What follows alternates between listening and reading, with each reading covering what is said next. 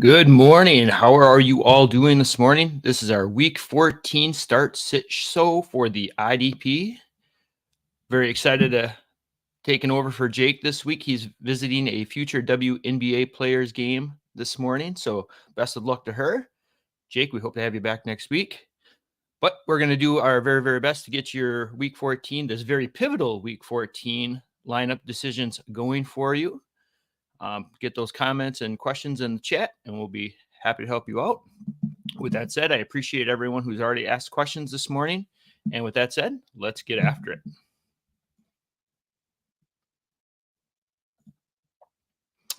Our first question is Quincy Williams droppable in redraft because of his knee injury? Now, Quincy Williams has been kind of battling a knee injury all season long. He's had some limited practices almost since week 1, but he's been active every single week. Is he droppable? That kind of depends on who's the option to pick up. Whenever we look at dropping players, we always have to look at who are we going to be replacing him with? Is it going to be a 1 week fill in, or are we going to be kind of looking at someone who's going to be kind of a long-term answer? So Quincy Williams hasn't done anything horrible for your lineups. Again, depending on the depth of your league, kind of need a little more context as far as if he's droppable or not. I see that Robert Spillane is probably an option there. I would actually make that move for Robert Spillane. He's been playing really lights out football, getting 100% of snaps for the Las Vegas Raiders. And so right now, probably Spillane over Quincy Williams for the rest of the season. So in a redraft format, yes, I would probably do a move like that.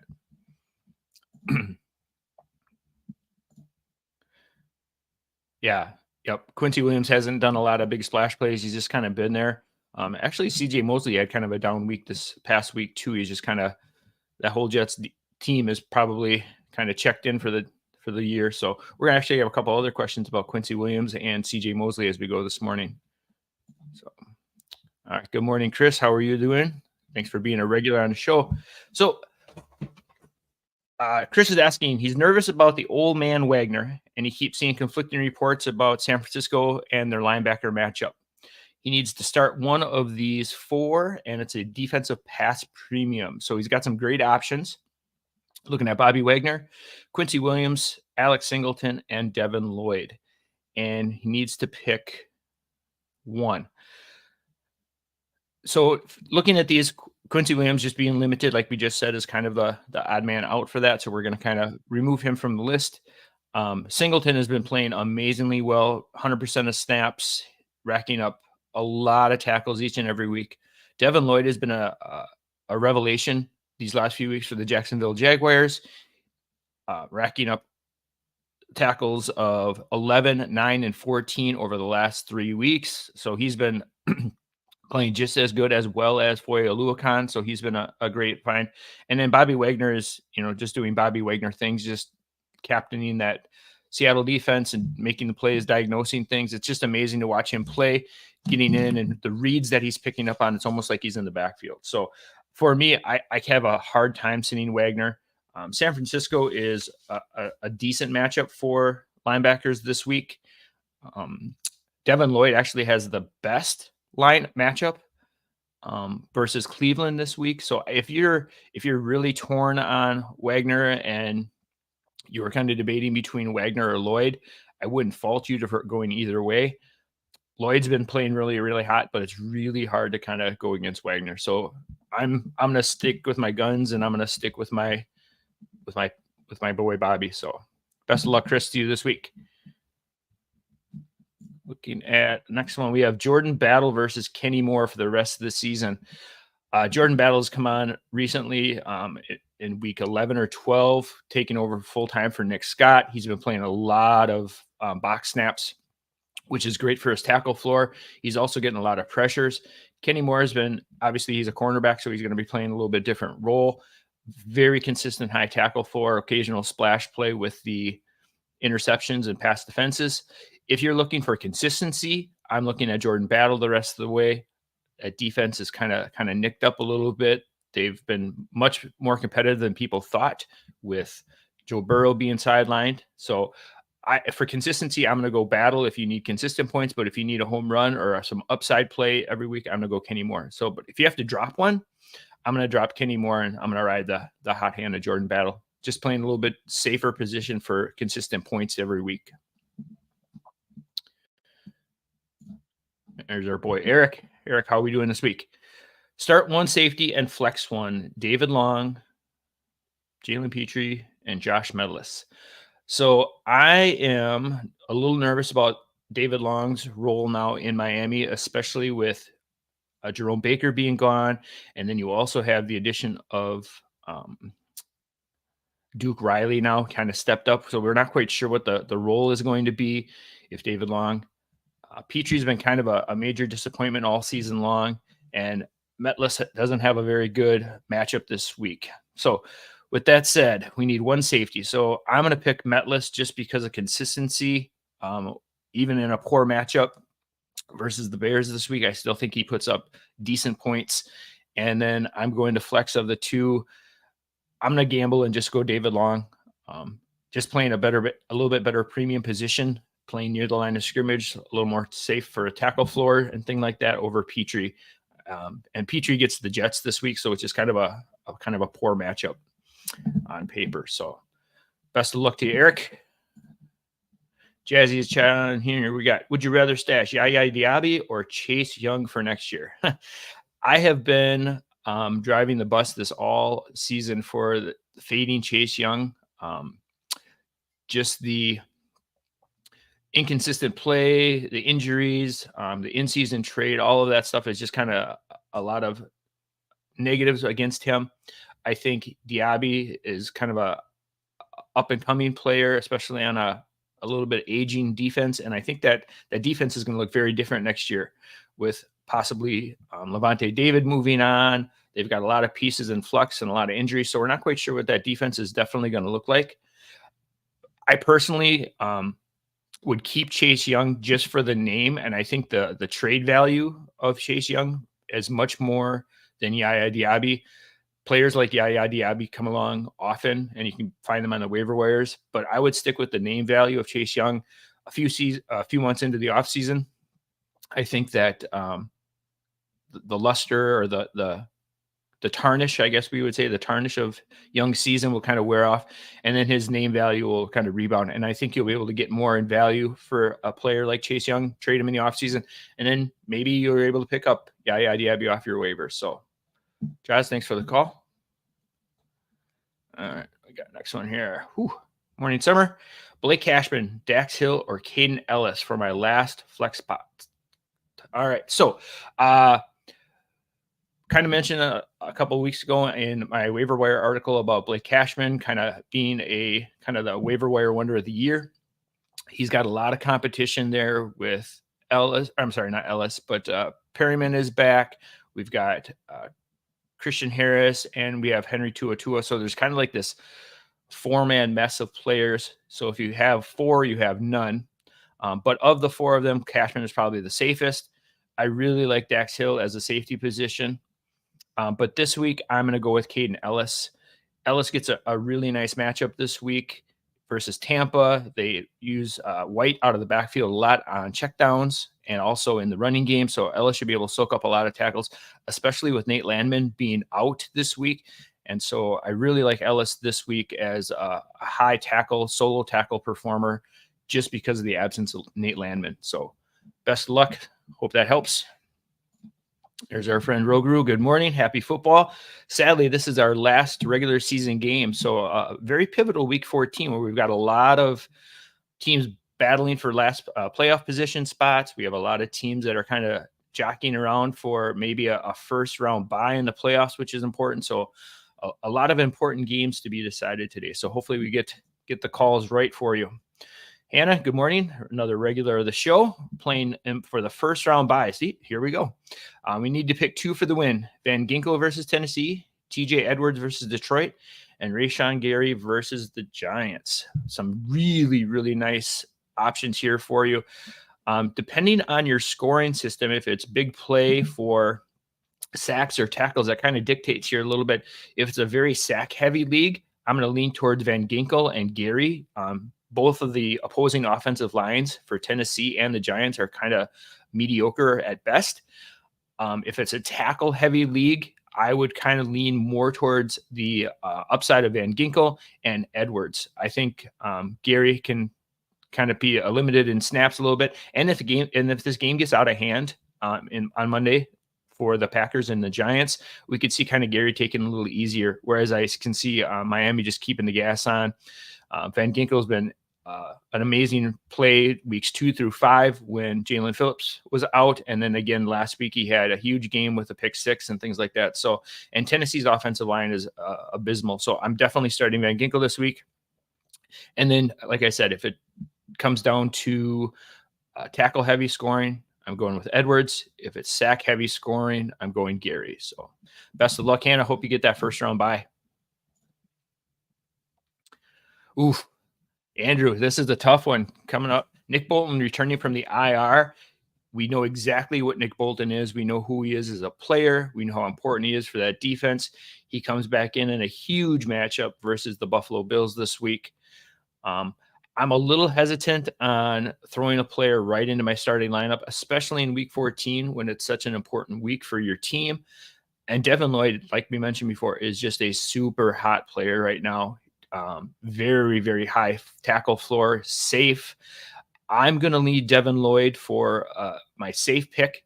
But if you need a home run this week and you're like looking for huge upside, maybe Bolton is your answer. But it would be really hard pressed to set Devin Lloyd in this hot streak that he's been on, especially with Nick Bolton coming off his injury. You do beat the Chiefs through the ground game, and that would obviously bode well for Bolton this week. But just coming off IR first game back, I'm a little hesitant on that. So I'm going to lean Devin Lloyd just for the safety factor. Lauren, good morning. Big play scoring, flex position, Ed Oliver or Jack Gibbons?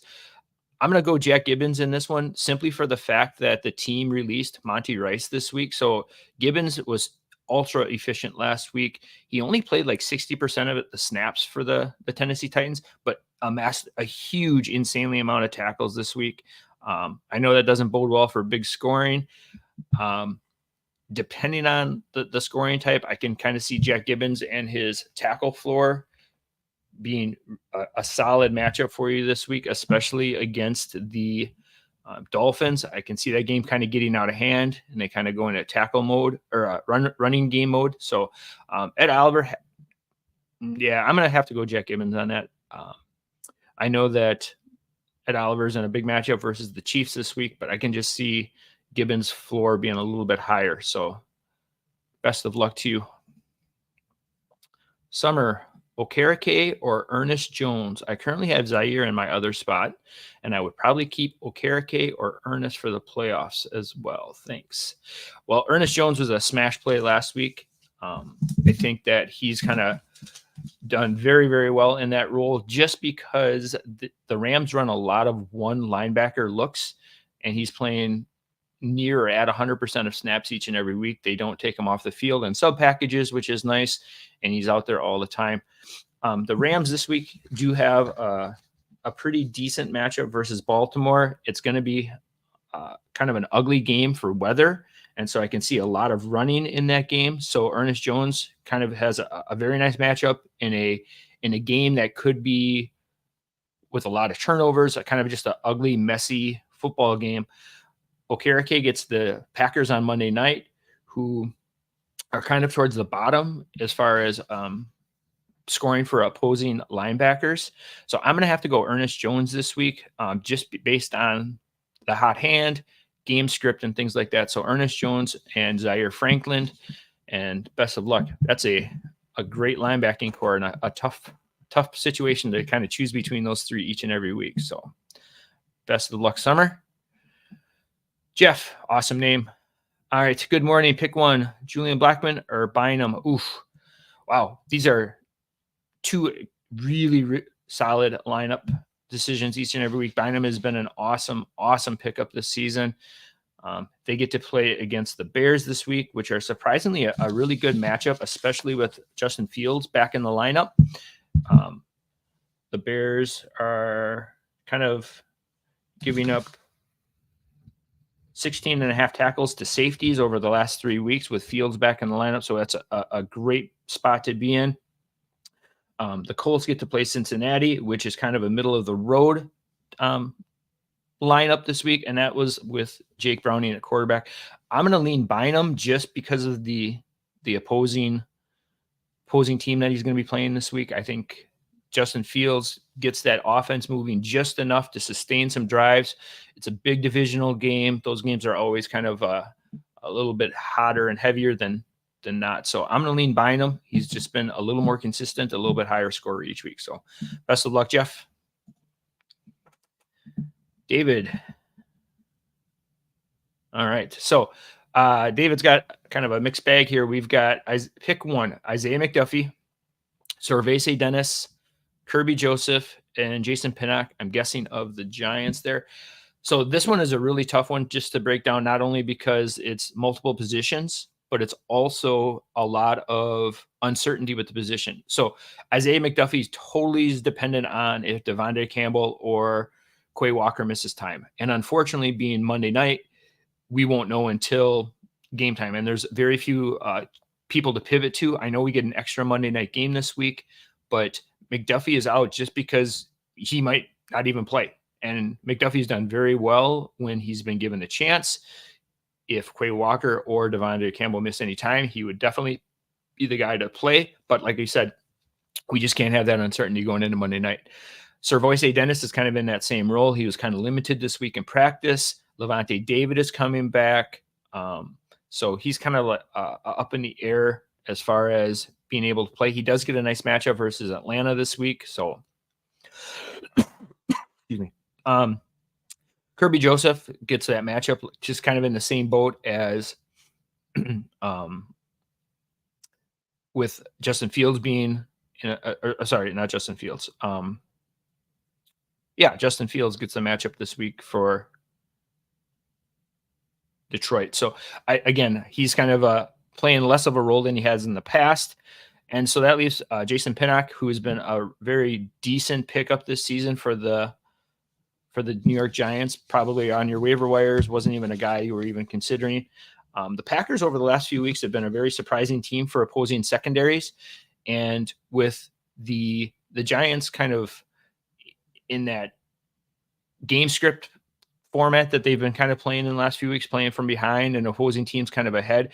I really like Pinnock this week just for the fact that Green Bay is going to throw the ball between A.J. Dillon being banged up and Aaron Jones being banged up. Offensive calls have really been kind of that passing game mode. And I think Pinnock does just enough to kind of be safe in that floor over Isaiah McDuffie, Servase Dennis, and Kirby Joseph. The nice thing about Pinnock is he also plays Monday night. So if we get a late scratch from either Quay Walker or Devontae Campbell, then you can pivot from Pinnock to Isaiah McDuffie. So I think that might be the safest play. Put Pinnock in your lineup now, and if we get a surprise inactive by one of those two Packer linebackers, you put in Isaiah McDuffie, and your floor just becomes that much higher. So thanks for the question, David. Who would you start? Andrew, PJ Locke or Mike Hilton? I am loving me some PJ Locke. He has been outstanding the last 2 weeks as he's taken over for Kareem Jackson, who's serving that suspension. I just think that Hilton has been playing a lot of slot corner snaps, which is great for his tackle floor. Just not quite sure what he's going to be getting this week when they match up against the Cardinals, or sorry, not the Cardinals, the Colts. And I think Denver has a great matchup this week for Locke. I'm going to go lock it in. Let's put in Locke. Best of luck. I'm starting him in a lot of lineups this week too, Andrew. So I'm going to ride with you. Matthew, pick 2. Oof. All right. So pick 2. We got Blake Cashman, Quincy Williams, Andrew Van Ginkel, Jadeveon Clowney, Blake Cashman. Cashman's on there twice. So I'm going to guess they're picking 2 of the 4. Defensive end gets half a point more than linebackers. So I'm going to go Cashman and Van Ginkel, just for the simple reason Van Ginkel's been playing like 80% of snaps, which is insane for a defensive end position. So he's on the field a lot. Clowney is in a heavy rotation in Baltimore, so I don't see him getting as many snaps, but he's also a great play. He's kind of on a 3-game sack streak, which is kind of been a revelation for not only the Ravens, but also for fantasy managers. They are playing in a really sloppy game this week against the Rams. So big play, sack, fumble could possibly happen. But even with that said, they only get a half a point more than linebackers. The gap between Clowney and Cashman is just too great for me. So I'm going to go Cashman and Andrew Van Ginkel this week. So best of luck to you, Matthew. Roguru, Philly has been the number one matchup for DBs. Yes, they have been just a sieve for corners there. So do I play Bell Wilson or I look at Lake or Johnson for the Rams?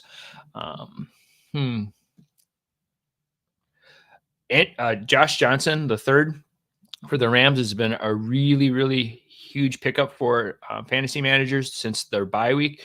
He has played in increasingly more and more snaps each week for Sean McVay, for the Rams. And he just has done a really nice job picking up not only snaps each week, but also his tackle floor has been outstanding. So I would lean more towards the Rams in that messy game versus Baltimore. They're going to have the Ravens are a very efficient offense. They move the ball. There's an opportunity for them to, in the passing game, to do short intermediate routes to get some tackles for Johnson, but also kind of the running game, I think, is going to be a big one down the end of the game. Maybe Baltimore takes the lead, kind of does a lot of clock killing plays where Johnson can play near at the line of scrimmage and rack up some tackles for you. So I'm going to lean Johnson for the Rams this week over those other options. So best of luck, Roguru. Thanks for being a consistent on the show each and every week. Dirk, start 4 of the following players: Troy Dye, David Long, Ivan Pace, Pete Werner, and Andre Smith. A deep league here. Ivan Pace for sure. He's been on a tackle machine over the last several weeks, filling in for Long.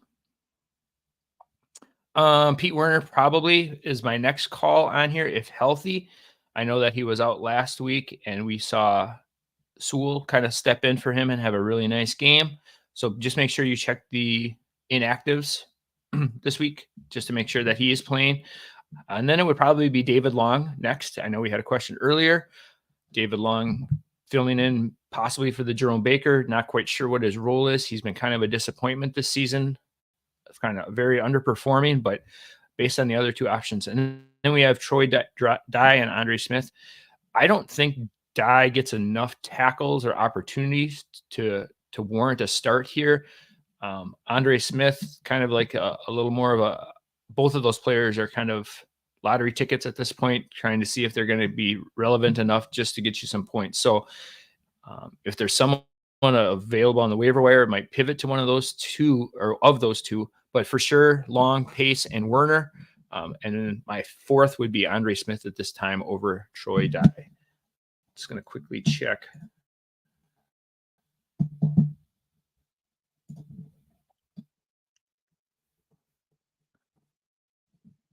Yeah.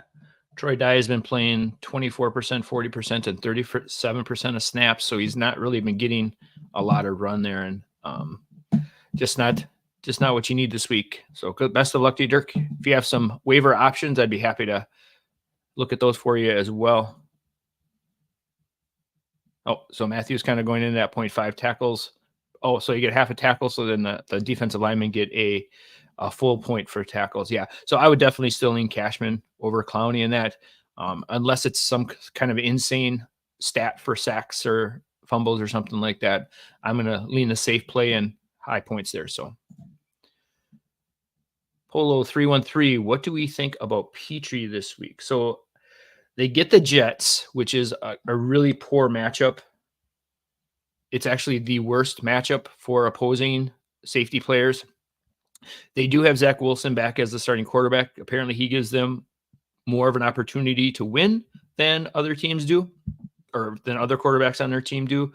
Um, Petrie has been really disappointing this year. I kind of wrote about him this offseason, how safeties who finish number one in scoring just kind of fade away and aren't anything of relevance the following season. And Petrie is just going to be another data point to prove that. I don't trust him this week in the lineup, especially the way he's been performing and in his matchup versus the Jets. So if you have a pivot or someone else to go to, I would look at him as an option. We'll be on the show here for another 25, 30 minutes. So if you have waiver wire options that you want to, we can look at Polo 1313, please send them out. For the defensive end spot, so this is kind of going back to Andrew's question about for a defensive end spot, would you start Hotek or Hubbard? Hotek had a disappointing week last week and now faces an Ravens offensive line. Great point. He was also banged up and injured. He kind of was battling through a knee injury. Hubbard had a sack last week, which kind of salvaged his week. I know that the Bengals are kind of playing a very inspired football right now, even with Jake Browning. They're still in the playoff hunt. And so I think that defense still has something to play for. The Indianapolis Colts are a top 3 matchup for opposing defensive ends. So I'm going to lean Hubbard not only for being healthy, but also kind of having a great matchup. I think that's a very surprising over-under this week. I think it's going to be a high-scoring game, a lot of opportunity for passing, which leads to a lot of opportunities for sacks. So I'm going to lean Hubbard this week. So best of luck to you, Andrew. Hey, friend of the show. Hey, Office guys, Office Depot. Morning. How are you? Hope things are going well. Let's get you a question in here. Thank you guys for all the questions. This has been a massive, massive day for questions. So I appreciate your willingness to jump on this morning, spend some time with us, and get these questions answered, and hopefully get you some wins in this week 14. Dax Hill, Bynum, Winfield, Branch, and Brisker. Wow, that is amazing. So if you are looking at starting, I would really start any of those over Petrie. Winfield has been amazing the last few weeks. Branch has been an awesome after the first couple of weeks after the injury to Gardner Johnson. He kind of stepped in and has been playing a really good role. Like we mentioned, Bynum has been a revelation for the safety position, not only for the Vikings, but for fantasy.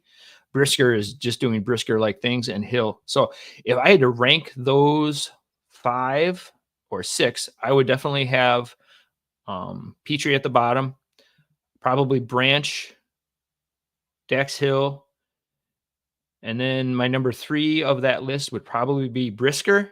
Number 2 would be Bynum, and my number 1 start of that whole group would be Winfield. Winfield has just been having an outstanding season. So that is an awesome secondary that you have, Polo 313. So hope I helped you out there.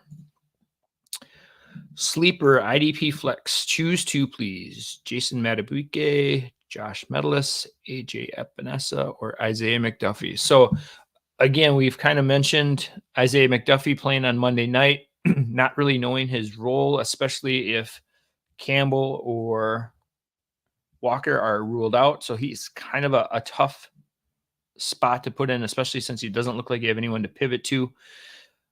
I really like the Baltimore's matchup this week versus the Rams. I think it's a sloppy game. I think that bodes well for the Ravens offensive line, or the Ravens defensive line. Their whole unit has been playing really, really well as of late.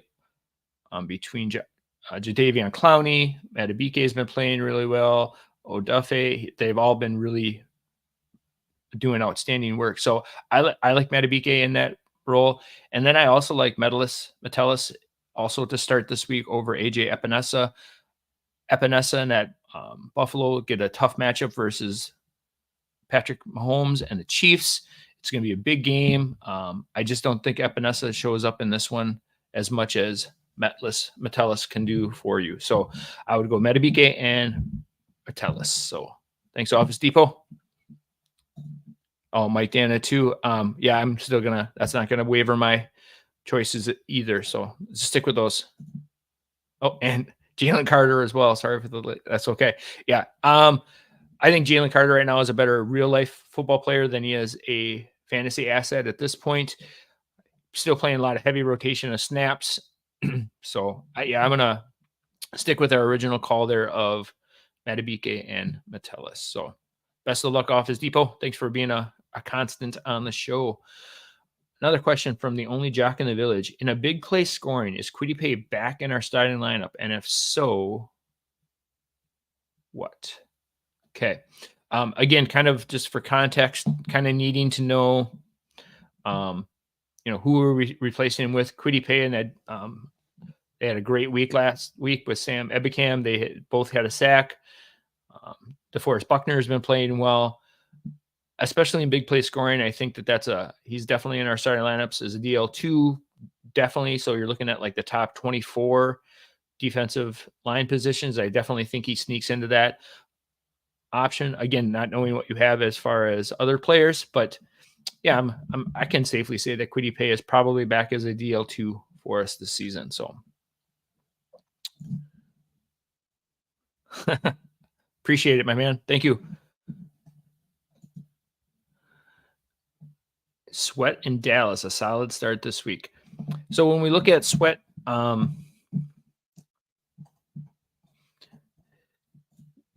the Philadelphia Eagles, again, like we kind of just mentioned with Jalen Carter, they do a heavy rotation. Sweat's been leading the Eagles in snap percentage over the last several weeks. Him and Hassan Reddick are both solid pieces each and every week. I think that Sweat and Hassan Reddick cause enough problems this week that defensive line is so strong that Dallas is probably going to need to abandon the run, not entirely, but they know that they can beat the Eagles through the air. And when you beat a team through the air, that means that your offensive line has to sustain blocks long enough for your quarterback to throw. And I think there's enough opportunity for Sweat to cause a little havoc and get to Dak Prescott a couple times, at least causing pressure. And I think maybe it lands a sack. So again, not knowing exactly who you're starting him over or starting him in place of, Cumberland, I think that he's a decent start this week. Again, not knowing exactly who you have as far as a pivot, but I think he's probably in the conversation of a DL3 with upside, possibly DL2. So GM, Carl Granderson or Jonathan Grenard, starting Will Anderson, D1, assuming he plays, but need to. Grenard's been kind of a little bit of a disappointment. He's kind of had some spike weeks, but more valley weeks. And Carl Granderson has just been playing outstanding for the Saints. Not only do the Saints rack up a lot of tackles with Granderson, but the Saints also have a decent matchup versus Carolina, who's forced to throw a lot just because of game script. I think Bryce Young is averaging like 31 throws or 31 dropbacks a game, which is a lot of opportunity for Granderson to rack up a sack, those kind of things. So I'm definitely going to go Will Anderson. I haven't heard anything to the contrary that he's not playing this week. But then also doesn't put all your eggs in one basket. So start Will Anderson, start Carl Granderson. And then if something does happen to Anderson, you have a safe pivot to Grenard, who's, playing at that same start time. So thanks, Jim. Yep. It's nice to see comments going back and forth in the chat between some of the people in here. So I appreciate that. Oh, very welcome. Thank you. I appreciate the compliment.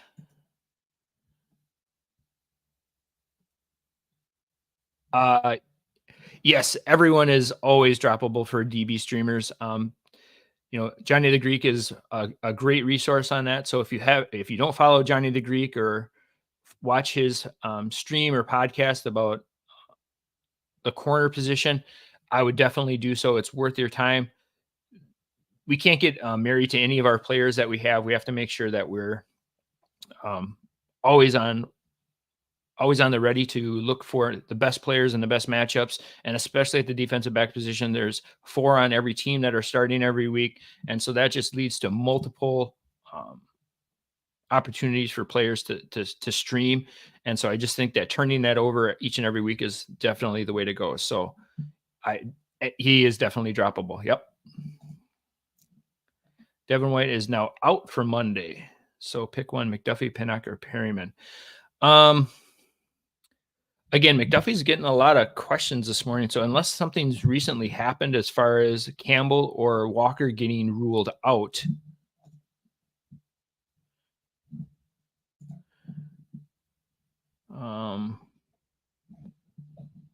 yeah, so unless one of those guys is ruled out, I think we kind of pivot to that. We can't pivot to McDuffie. So again, this kind of comes back to that idea about being able to pivot. So for me personally, Perryman is in that like 4-man rotation with Cashman. He's in there with Tuatua. He's in there with Christian Harris. So it's kind of like this mess, which we can't always be consistent about the snap percentage. And again, they're playing the Jets. So it's not like an offense that's going to sustain a lot of long drives. Looking at snap counts for. So even last week when Perryman was back from his suspension, Cashman played 100% of snaps. Christian Harris played 60% of snaps, and Perryman played 65% of snaps. So he's not even getting a solid 75% snap share threshold, which is maybe like the minimum we would need to start a linebacker. So in this situation, I'm going to go Jason Pinnock in my position. And then if we do get late news on Monday that either Campbell or Walker are out, I would pivot to McDuffie. He's got a much higher floor, and he's done extremely well in the absence of one of those two Green Bay Packer linebackers. So, yeah, I would go Pinnock right now as at the worst case scenario, and best case scenario for your team. Maybe not the Green Bay Packers, but if one of those two linebackers is ruled out, then you can pivot to McDuffie for a nice hit. So, yes, thank you, Office Depot. I appreciate that, and so does the show. Everything that happens is because of you, the listener. So couldn't do this without you. So I appreciate that. I would be hitting like buttons for you as well. Thank you, sir. Best of luck to you. Only Jack in the Village. JM, start 2 cornerbacks, 2 of these, Paulson Adebo, DJ Reed, and Brandon Steffens. I think you have them listed right in the order right there. Paulson Adebo has been an amazing tackle floor each and every week. DJ Reed playing opposite of Sauce Gardner has been outstanding. And I think Houston is going to try to throw a little bit. I know that they've lost Tank Dell last week with that really odd blocking scheme that they had him blocking near the line of scrimmage, because you want a 160-pound wide receiver blocking on the interior line. But anyway, Adebo is definitely the call there, and DJ Reed. So those are two great starts for you this week. Thanks, JM, for the question. Ooh, Khalil Mack or Aaron Donald, start 1. So Aaron Donald gets the Ravens this week, which is going to be a messy game. They're kind of down as far as the Ravens are, as far as a start for opposing defensive linemen. The Chargers this week get the Denver, which is also not a great matchup for opposing defensive linemen, but I think that it's a little bit better than the Ravens are this week. And Mac's been just a man possessed ever since Bosa went down. He's been on like just a tear as far as getting sacks and causing pressure. So I'm gonna go Khalil Mack there, Aaron. So best of luck to you. Andrew, currently my team defense is Miami. Should I pivot to Baltimore, Green Bay, or the Texans? Team defenses. So Baltimore in a messy game versus the Rams. Kind of a scary, explosive offense. Green Bay versus the Giants on Monday night. The Texans versus the Jets. So let me look at the latest weather stuff to see if there's any changes as far as that goes. Yeah, I think the upside play here is Miami, like you have it. We mentioned before, especially when talking about Van Ginkel, that Tennessee offensive line is just a sieve. Levis has been holding on to the ball a little bit too long. I think the positive game script for Miami is going to be leads to a negative game script for Tennessee, which means they're going to have to throw a lot more, which leads to turnovers and sacks. So I'm definitely keeping Miami in this week over those options. But good question. Only Jack, back at you. Quiddy Pay, I'd be starting Kobe Turner or Kenny Clark over him. Kobe Turner has been an outstanding rookie for the Rams this season. I know that they kind of had a trial by fire because they didn't have any other options to start the season. I think he had like a sack in week 1, and he's been amazing ever since then. Kobe Turner, I'm going to lean Kobe Turner over Kwity Paye over Kenny Clark. So Kenny Clark would be my third option there. Kwity Paye would be my number 2, and I would start Kobe Turner. He's been a hot player as of late. Playing alongside Aaron Donald doesn't hurt the situation at all. Aaron Donald takes on double and triple teams at times, allowing Kobe Turner to be one-on-one, and he's been definitely winning those matchups. He's been super efficient. So Kobe Turner is the start for me this week over Kwity Paye and Kenny Clark. Best of luck to you, Jack. So, love the icon, man. That's such a interesting icon. Would you bench Logan Wilson for Van Ginkel? No. Anytime I can get a starting middle linebacker, I'm going to definitely do that. Van Ginkel's been a great story, but he has been very big play dependent with sacks and things like that. Logan Wilson is just consistent as they come. The only way I would do that is if I need a huge upside week. I'm chasing my guy in points, chasing my opponent in points, and it's a big scoring league where sacks and fumbles are more than tackles. So in a medium or tackle league, I'd be leaning Logan Wilson over Van Ginkel. Cheers. All right. Next question. Cumberland, back at you here. Aaron Donald over Grenard. Yeah, I'm going to start Aaron Donald facing Baltimore. Again, that game is just going to be a messy football game. Aaron Donald is just a force to be reckoned with, and Grenard hasn't been playing exceptionally well as of late, and I think some of that has to do with the surgence of Will Anderson Jr. I think that the Jets don't do enough on offense to get Grenard enough volume where I can see the Ravens being on the field a ton, just controlling the clock, and then Aaron Donald gets a little bit more of an opportunity to rack up some stats for you. So best of luck, Cumberland.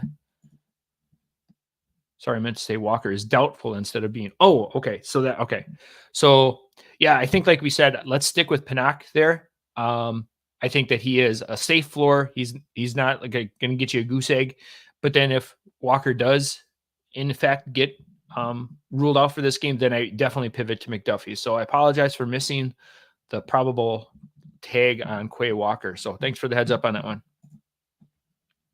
Bye, Reynolds. You got it. Yeah, so this one has been a question earlier about starting Bolton or Devin Lloyd, I think it was. Let's see, just so I don't want to misquote anyone. Oh, yeah, Bolton over Devin Lloyd. I'm hesitant to start any player off of IR, especially in a big matchup like that versus the Bills. I'm going to depending on who you're pivoting to, who's your options. If you don't have other options, Nick Bolton, we know who he is as a NFL player. We know what he means to the Chiefs. So he's probably healthy enough to be out there, but there's always a little cause for hesitation when the players coming off of IR, chance for re-injury, limited snaps, that kind of thing. So just depending on who you have an opportunity to pivot to, that's kind of your nickel answer. So Bobby, we are a big fan of you as well. Thank you for all that you do for all of us IDP degenerates. So Ward over Duggar and Bynum in a start 2 defensive spot. So we're looking at Ward snap shares here. Ward has been outstanding for the San Francisco 49ers. He's been a really, really nice pickup for the last few weeks. I really have a hard time starting him over Bynum.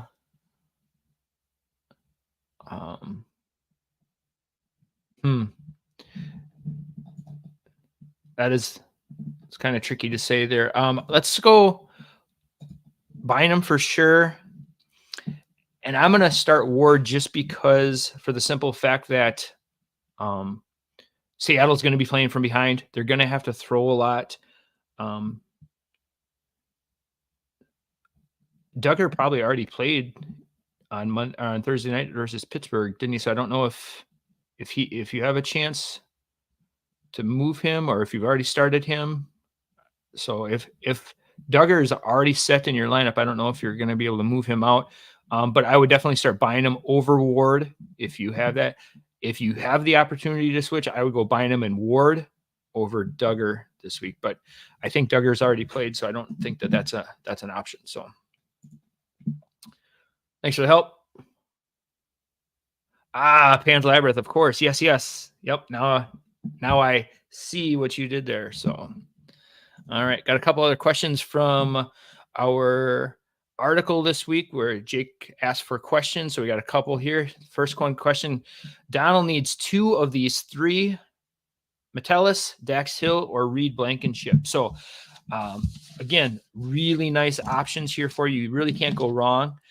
Reed Blankenship has been a set it and forget it type player. He's getting a great matchup versus the number 6 ranked team for opposing defensive backs in Dallas this week. And I'm going to go with Dax Hill, playing really well. 50% of his snaps have come at or near the line of scrimmage. And so he is like as safe as you're going to get. Metellus has been playing a little bit less snaps in the box, whereas Dax Hill is kind of, once he's taken over for Nick Scott, has been that guy. So I'm going to go Reed Blankenship and Dax Hill. Metellus has a not so great matchup versus the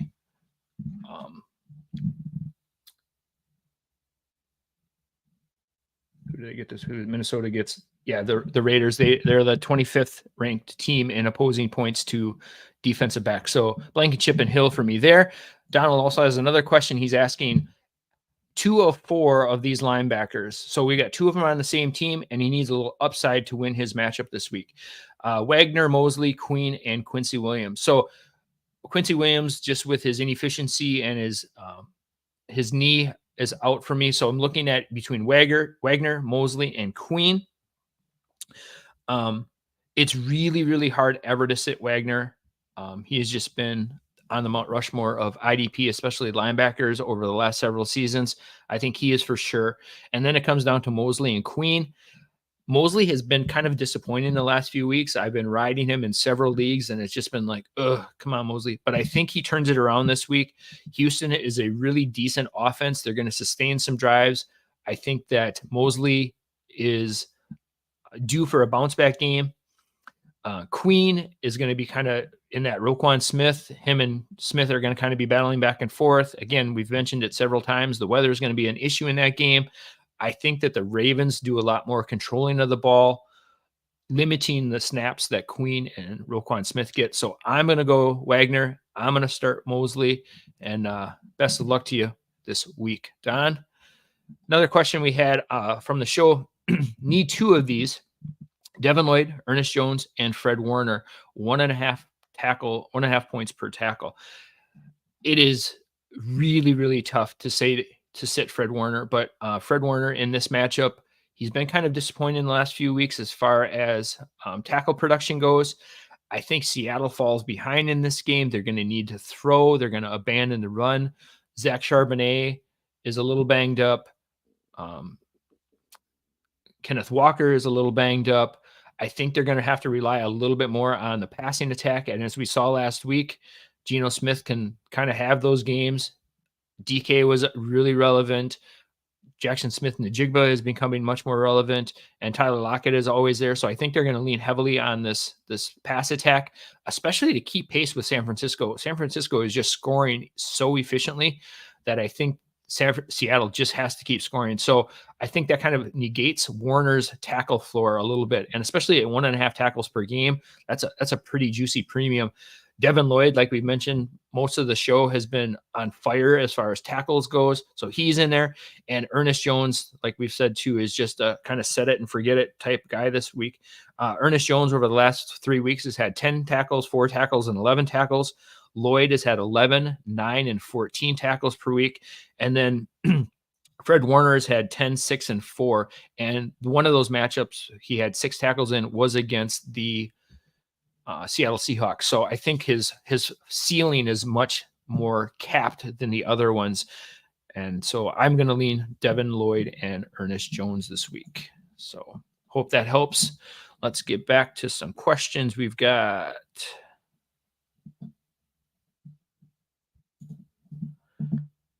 Pan's Lever. Sorry for the repeat there. 3 points for passes defended. So that kind of makes it. Yeah, Ward definitely gets a bump over Duggar if that's the case. Like we mentioned, Bynum is kind of the for sure there. If you already started Duggar on Thursday night versus Pittsburgh, I don't know what your scoring or your format or what that might look like, but I'm not sure if you can still get him into your lineup. Just wanted to confirm.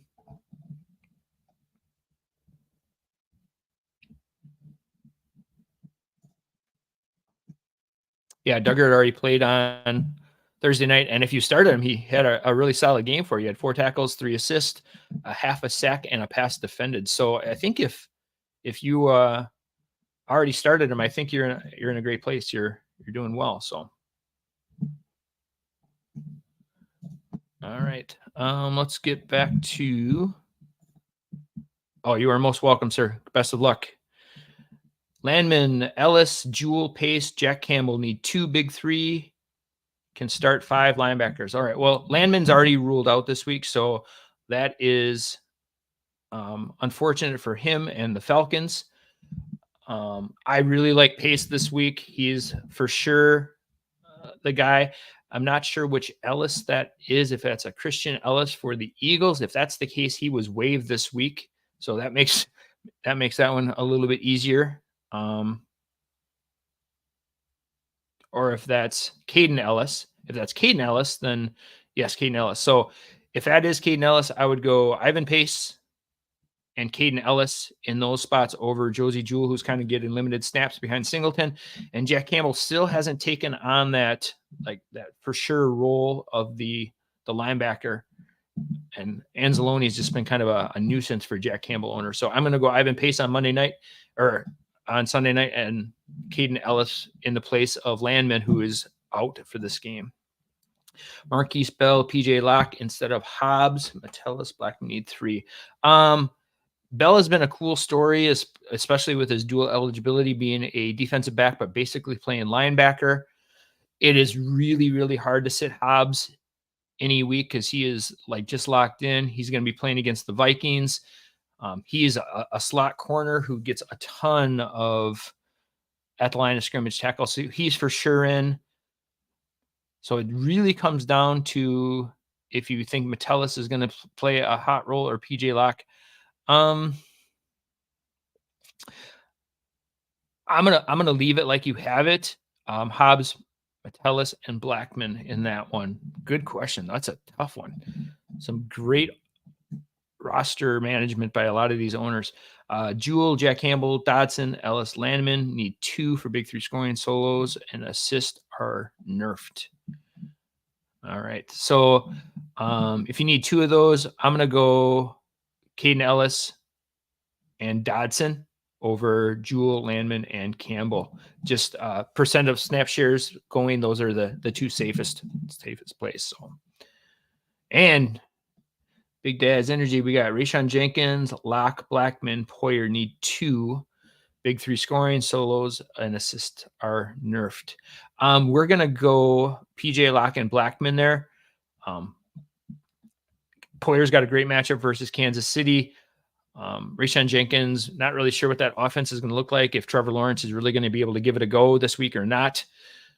So I'm going to lean towards PJ Locke and Blackman for you there. Big 3 scoring and solos, they get it done. Let's stick with Big Dad's Energy. We'll finish up this question. It is Caden Ellis. So yep, perfect.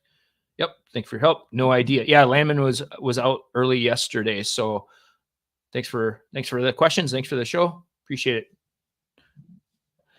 Impossible chiming in here with, we've got need a running back and 2 flex. CEH, McKinnon, Aaron Jones, Nico, Landon, Noah Brown, Amari Cooper, Lockett, Moore, Higgins, Zay Jones, and Wicks. Oof. All right, so you need 1 running back. I'm going to go McKinnon just because, especially in a PPR league, I think he offers the highest floors and probably the most boom. We've kind of seen what CEH is. Obviously, Kansas City hasn't put him in a role or a situation to be successful. And even when all three of them were healthy, CEH, McKinnon, and Pacheco, we saw McKinnon still have a role. Aaron Jones having that tag makes me nervous, and probably not anybody to pivot to on Monday night. So safe play is McKinnon there. You kind of have to go that route. And then 2 flexes. Excuse me. I think Nico is in for sure, just because of the injury to Tank Dell. I think he gets peppered with targets. I know he's going to go up against a really tough matchup with Sauce and Reed, but I still think he's kind of force fed the ball. And even his a low game for him is going to be 6 catches for like 50 yards or 60 yards. So if that's the floor, that's a great spot to be in. I think then the next guy up for me is probably going to be a coin flip between Drake London and Noah Brown. I think starting Nico makes it really tough to put all your eggs in that Houston passing attack. London has been very efficient the last few weeks, so I'm going to go McKinnon as my running back, and then I'm going to start Collins and London, in my flex. Is getting Ellis. Picking one for the defensive line: Kayvon Thibodeau, Owe Odufe, Luke Van Ness, and Ojulari. Luke Van Ness just isn't getting the snaps right now. Owe is not really there. I really like Kayvon this week versus the Packers. Like we mentioned before, that running game for the Packers is going to be a little dicey with Dillon kind of being banged up, with Aaron Jones kind of being banged up. That's going to force Jordan Love to kind of throw the ball a little bit. Surprisingly, the Packers are a top play for opposing defensive line over the last 3 weeks. And I think we see a direct correlation between the amount of passes that Jordan Love has been throwing. He's been very efficient. He's been moving the ball. The Packers look like a totally different team. And when Aaron Jones went down, they were kind of forced into that. And as a result of throwing the ball more, opposing defensive line has been able to get a few more plays in. So I really like Kayvon this week going forward versus the Packers on Monday night. So I wish him luck, but just not too much luck on Monday night. So got a few other questions that are coming in off of other spots here. So let me pull those up. Hey guys, thanks for doing this. Carl Granderson versus Carolina, or Grenard versus the Jets. Oh, I think we already answered that one. Nate Hobbs versus PJ Locke. I'm starting Donald Bland, needing a big play. Thanks for hosting this venue. Well, thanks, Travis, for following along.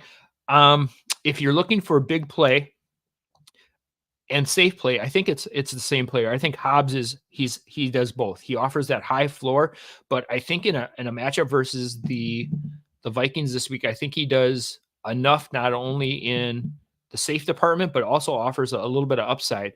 The Vikings have been very known to throw the ball. They get Justin Jefferson back this week. I think that they're trying to get back on track after a couple hiccup weeks, and just to try to stay in that playoff race in the NFC. So I think Hobbs is definitely the play over PJ Locke. I love PJ Locke, but I think he's more of like a tackle floor play where you just need some safe points. Like you said, if you need upside, I think Hobbs is your man. Got another question off of Substack from Alpha Kenny. Thanks for watching the show. You get pick 2 defensive ends. We get a half a point more for tackles and linebackers: Jermaine Johnson, Andrew Van Ginkel, Cashman, Quincy Williams, and Clowney. All right, so Jermaine Johnson's for sure is the guy. He's been just outstanding. And then I think we're going to lean between Andrew Van Ginkel and Cashman, only getting a half a point more for tackles for defensive ends over linebackers. It's not enough to sway me. I think Cashman does more than enough in the tackle department to kind of negate the upside of Van Ginkel. So I think we're going to go with Van Ginkel, or I'm sorry, with Cashman and Jermaine Johnson. So Nick, picking one. Yep, you're most welcome, sir. Last one, absolutely. Keep them coming. Last one, Bolton or Pratt. In this case, I'm gonna swing for the fences with Bolton. I know I just mentioned that kind of trusting a player coming off of IR is a little sketchy. Pratt over the last few weeks has been a little lackluster and a little disappointing. He has been playing a good complement to snaps, but we've kind of seen a decline in his snaps. He's still playing north of 80% of snaps, but in this case, I'm going to start Bolton and the upside over Pratt. He's just kind of had some disappointing games over the last few weeks, and I don't know. I have to do a little more research if that has to do with the kind of role that Dax Hill is now playing. If he's playing a lot more box snaps, if that's kind of changed his role on the defense a little bit. That's something to kind of dig into this week. So appreciate the question, Nick. Thank you everyone for the questions this week. Wow, we are already at an hour. That is outstanding. I didn't even have to go to any of my notes. This is outstanding work. So again, friends, we couldn't do the show without you. Thanks for all the questions throughout the week on the Substack. Thanks for all the questions on Twitter. Thanks for all the live questions here during the show. This is just a real treat to talk football with football fans and IDP fans especially. Best of luck to you in your Week 14 matchups. Hopefully you get into the playoffs, and if you're already in the playoffs, hopefully you kind of get that first round bye. We'll be back next week talking playoff implications and playoff matchups. So keep those questions coming. Hope that your week is relevant, and best of luck to you this week. Thank you, Andrew, for the shout out. Appreciate it. Yes, good luck to everyone in this last week of the regular season. It's crazy how fast this season has gone. They always do. David, appreciate it. No, you are the man. So I appreciate all the shout outs and loves and likes this morning. So, all right. If you have other questions, please feel free to keep them coming on Substack or on Twitter. I'm always available at BooBam131 for any kind of questions that you might have, trades, anything like that. I'm definitely down. Lastly, just make sure you follow the IDP show all week long. They've got content every single day, waiver wire, rankings, trades. They do prop bets and things like that. So literally every day there is something new and exciting coming from the IDP show and all the boys there. So appreciate all the shout outs. Thank you everyone for attending today, and we'll catch up with you next week. So peace out.